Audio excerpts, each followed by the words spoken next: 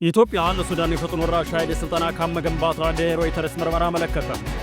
ኢትዮጵያ ለሱዳን የፈጥኖ ደራሽ ኃይል ታጣቂዎች የሥልጠና ካምፕ መገንባቷን የሮይተርስ የዜና ወኪል ዲፕሎማሲያዊ የደህንነትና የመንግሥት ምንጮችን ጠቅሶ ባወጣው የምርመራ ዘገባ ገልጿል። ይህ መረጃ በቀጠናው ሀገራት በሱዳን የእርስ በርስ ጦርነት ውስጥ ያላቸው ተሳትፎ እየጠነከረ መምጣቱን ሊያመለክት የሚችል ሲሆን የኢትዮጵያ ባለሥልጣናት ግን እስካሁን ያለቀረበው ክስ ይፋዊ ምላሽ አልሰጡም። ሮይተርስ 15 የኢትዮጵያ መንግሥት ምንጮችን ዲፕሎማቶችንና የደህንነት ባልደረቦችን ቃለመጠይቅ በማድረግ እንዲሁም የሳተላይት ምስሎችን በመጠቀም ባወጣው የምርመራ ዘገባ ካምፑ የሚገኘው በሱዳን ድንበር አቅራቢያ የቤኒሻንጉል ጉሙዝ ክልል መሆኑን ገልጿል።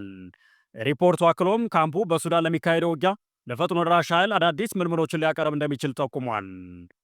እንደ ሮይተርስ ዘገባ አንድ ከፍተኛ የኢትዮጵያ መንግሥት ባለሥልጣናት ጨምሮ 8 ምንጮች የቦታውን ግንባታና የተባበሩት አረብ ኤምሬትስ በገንዘብ እንዲረዳችና የሎጂስቲክስና የሥልጠና ድጋፍ እንደሰጠች ገልጿል። የዜና ወኪሉ የተባበሩት አረብ ኤምሬትስ ተሳትፎ በገለልተኛ ወገን ማረጋገጥ እንዳልቻለም ጠቅሷል። የተወደዳችሁ ዞላ ኒውስ ቤተሰቦች ስለተከታተላችሁ እያመሰገነ በእኛ በኩል ጤና ይስጥልን።